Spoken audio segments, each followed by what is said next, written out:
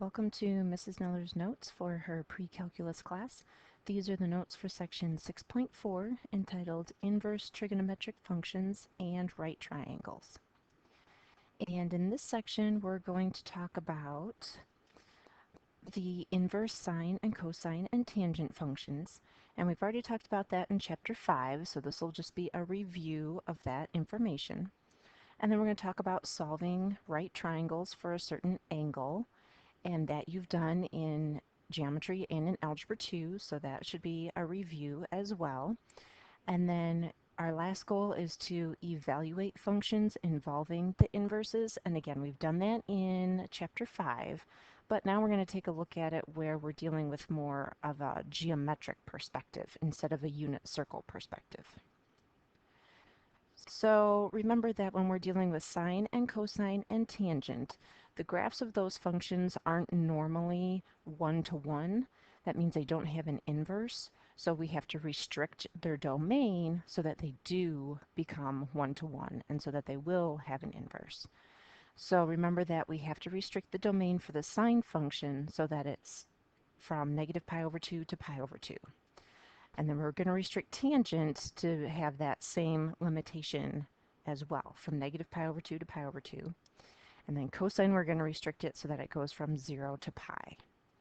So that's the domain restrictions that we have to have for each of these functions. And then sine and cosine, remember, will have a range from negative 1 to positive 1, but tangent will have a range that's all real numbers. So then when we are dealing with their inverses, that information is going to flip-flop. So the range for sine and for tangent will be from negative pi over 2 to pi over 2. And the range for cosine will be from 0 to pi. And then the domains for sine and cosine will be from negative 1 to positive 1. And the domain for tangent will be all real numbers. So when we're starting off these problems, we need to think of those domain values. Like, is this number between negative 1 and positive 1? Or is this number a real number? And if that's true, then we can go through and we can solve the problem.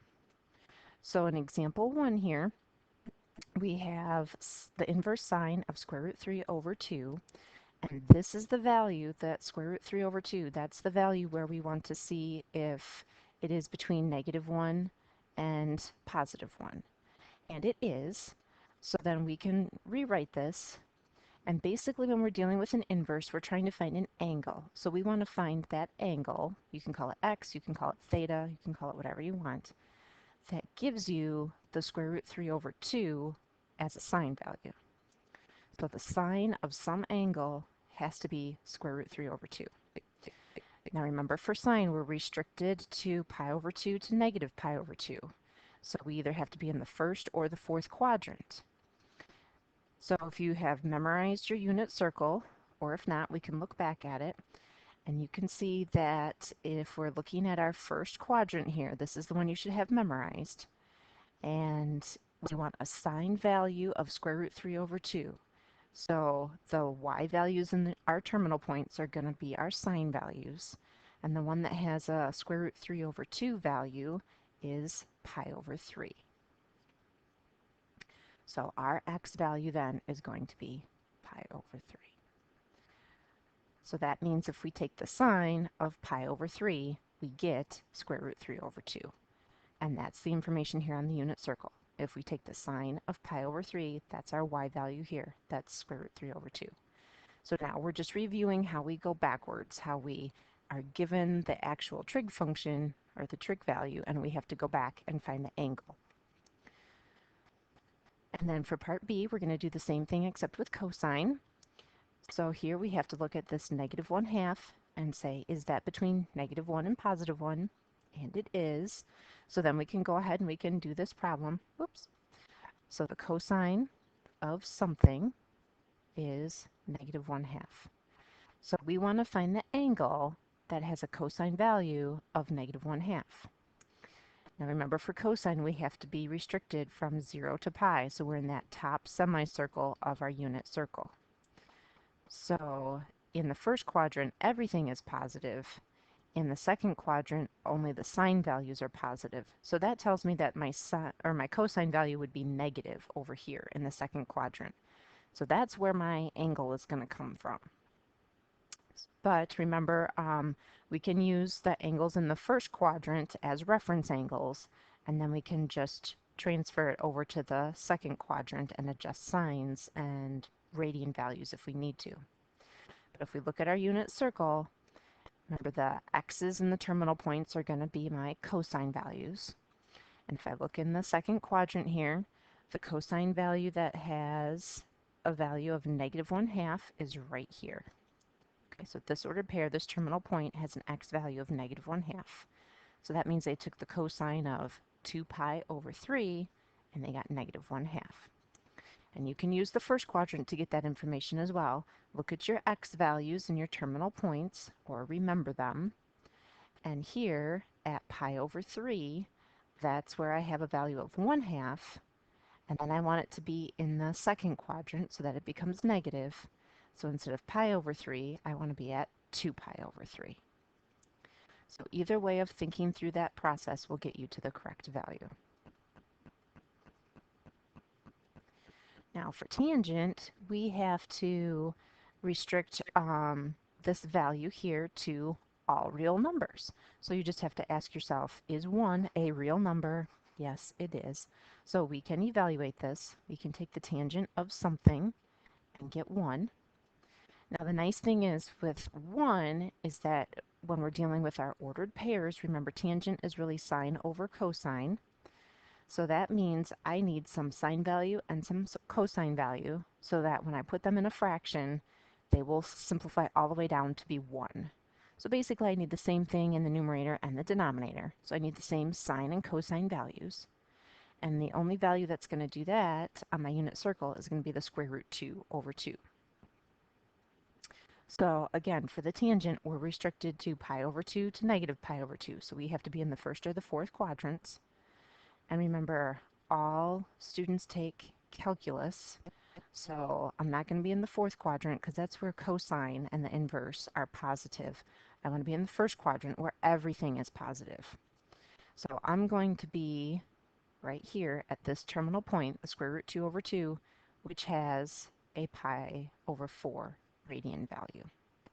So if I took the tangent of pi over 4, I would put my sine value over the cosine value, square root 2 over square root 2, and that would simplify all the way down to 1. So again, this is the same process that we went over in Chapter 5. It's still relevant here in Chapter 6. So if you didn't master it so well in Chapter 5, here's another chance for you to practice this and really get that unit circle down so that way you can do these problems quickly and efficiently. Now moving on to more of our geometry, we're going to take a look at how we can use our trig functions to solve for angles, and eventually we'll be solving for side lengths as well. But for this section right now, we're just dealing with our angle measurements. So remember, we're going to be dealing with sine and cosine and tangent. So sine is going to be opposite over hypotenuse. Cosine has a ratio of adjacent over hypotenuse. And tangent has the ratio of opposite over adjacent, so that's SOHCAHTOA, and that you have known since geometry. And that phrase just helps you remember the ratios for setting up your equation so that you can find the angle. And here they're going to call the angle theta. So remember, for sine or cosine or tangent, we want to start at this measurement where our angle is. And then for sine, I would want to look at my opposite, so straight across from the angle. And then the hypotenuse is always going to be the slanted side of the triangle that's across from the 90-degree angle. For cosine, the adjacent side is the one that's right next to the angle that's not the hypotenuse. So the adjacent side is right next to the angle, and then the hypotenuse is still the hypotenuse for cosine. And then tangent would be the opposite side over the adjacent side right next to the angle. So here you have to remember those 3 trig ratios, and then you have to look at what information you have. And here in my triangle, I have an opposite side, and I have my hypotenuse. So since I have opposite and hypotenuse, that's going to set up a sine function. So that means they took the sine of some angle, and that will give me the ratio of 10 over 50. Opposite over hypotenuse. So now it says to find the angle, theta. So this is now we have to do in our calculator. And you want to make sure that your calculator is in degree mode for this. If you do it in radian mode, you'll get a different answer. So, like I've said before in class, there are some sections of this chapter where you have to have your calculator in radian mode and some where you have to switch it back to degree mode, and you have to know when to do that. So when we're solving these triangles, when we're trying to find that angle, we want to find it in degrees. So make sure your calculator's in degree mode.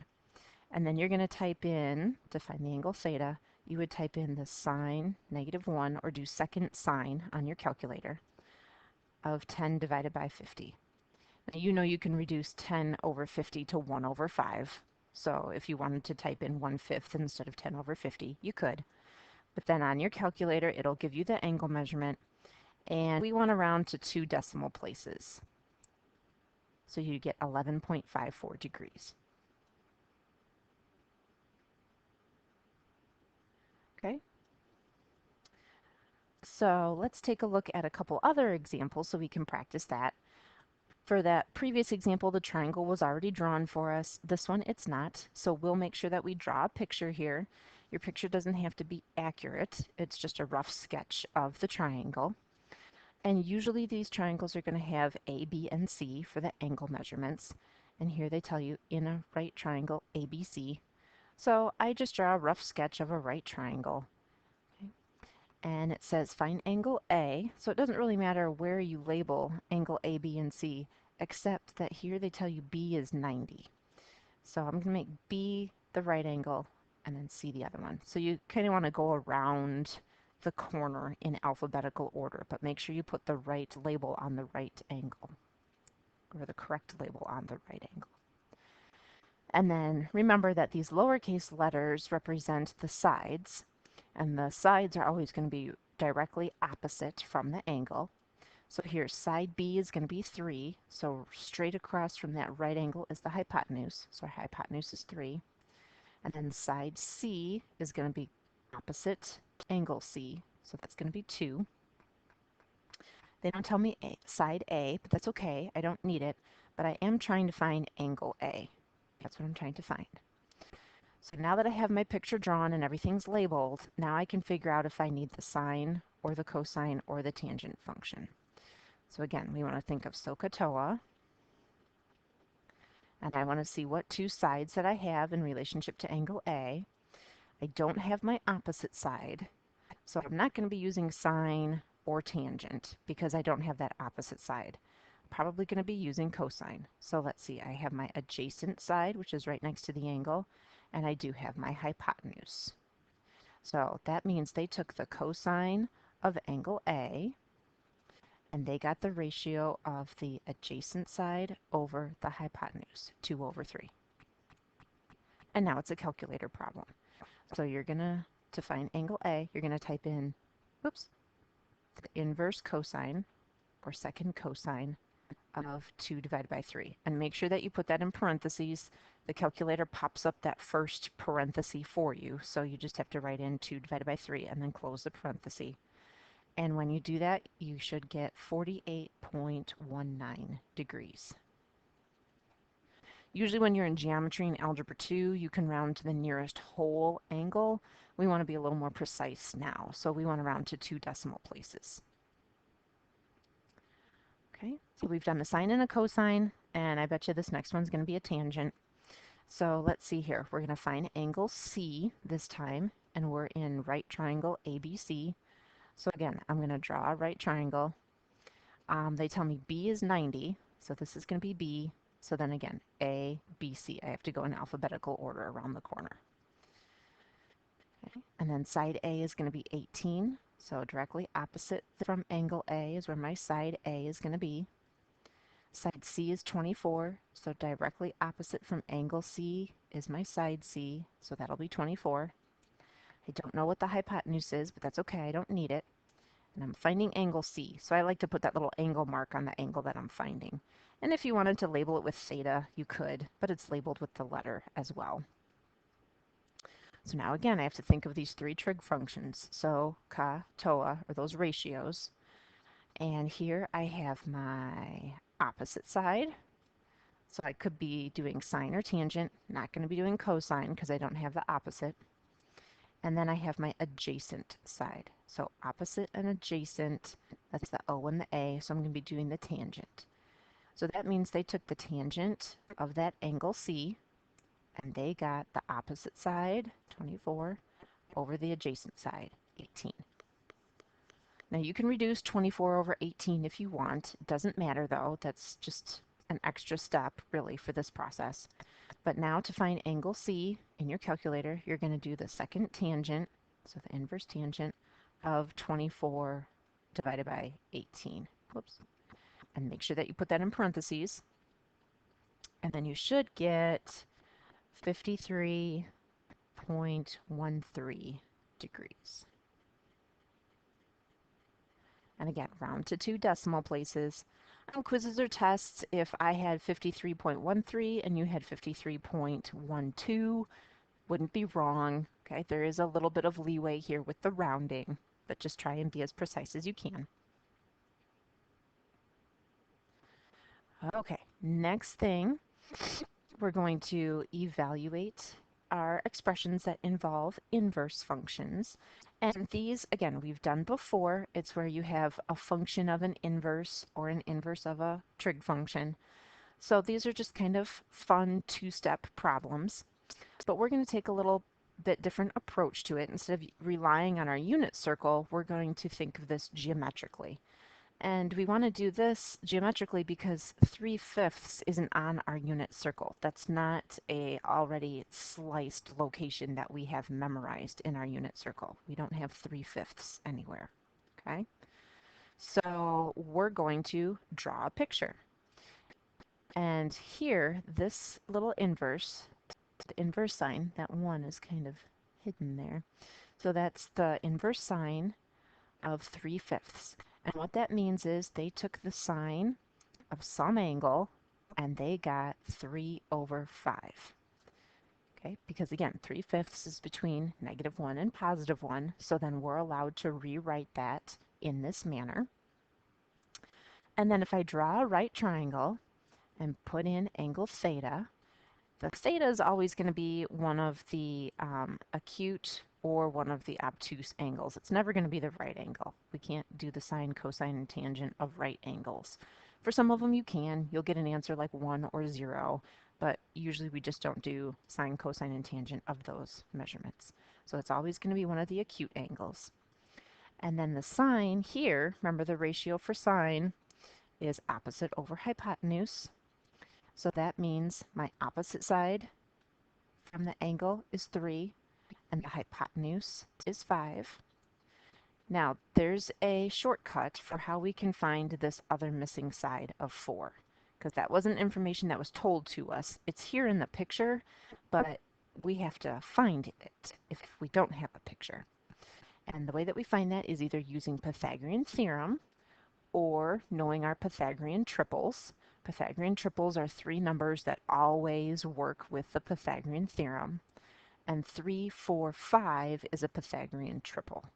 So hopefully from your geometry days, that was a piece of information that you still have memorized, that 3, 4, 5 is a very common Pythagorean triple. If not, just set up your Pythagorean theorem real quick. Remember, it's a squared plus b squared equals c squared. C is always going to be the hypotenuse.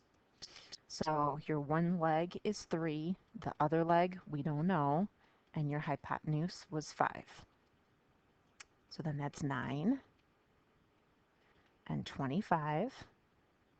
When you subtract them, you get 16, and then when you take the square root, you get 4. So if you don't remember your Pythagorean triple, then you do have to do this little scratch work to the side here where you do the Pythagorean theorem to find this other side length. Now we're going to need that because now they want us to do the cosine of theta. So here, after we use this insight information to set up our triangle and find all three sides, now we can just do the cosine of the same angle. So cosine of theta now, remember cosine has the ratio of adjacent over hypotenuse. So cosine is going to be my adjacent, which is the 4, over the hypotenuse, which is 5. So 4/5. That's your answer. And let's do one more example just to practice that. Okay, this time we'll draw the triangle.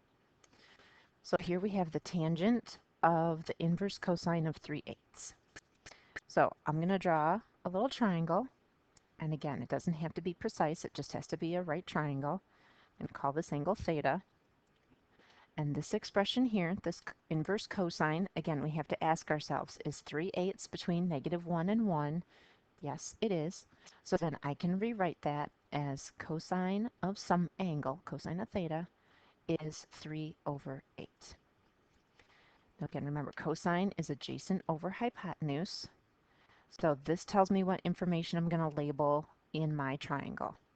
So here's theta, and my adjacent side has to be the 3, and then my hypotenuse has to be the 8. Now, 3 something 8 isn't a Pythagorean triple that I'm aware of, so I'm going to do a little scratch work here and do my Pythagorean theorem. Okay, A is going to be my leg, B is my other leg, C is the hypotenuse of the triangle. So I get 9 and 64, and when I subtract them, I'm going to get 55, and then when I take the square root, I'll get the square root of 55. Now, technically, it's plus or minus square root 55, but it doesn't make sense to have a negative side length for this triangle. So this side here, then, I've solved for with the positive square root 55. Okay? So knowing this ratio and drawing the triangle helps me find this other side. Because now, for my second step, I want to take the tangent of theta. That's what I want to find. So the tangent then, remember tangent has the ratio of opposite over adjacent. So tangent is going to be opposite over adjacent. So square root 55 over 3. So those are our three main concepts that we're going to be practicing in this homework. You remember that you can check the odds in the back of the book. Remember that I have all the solutions worked out in the binder in the classroom, or they're posted on the class website. And if you have any questions, come on in and see me before school.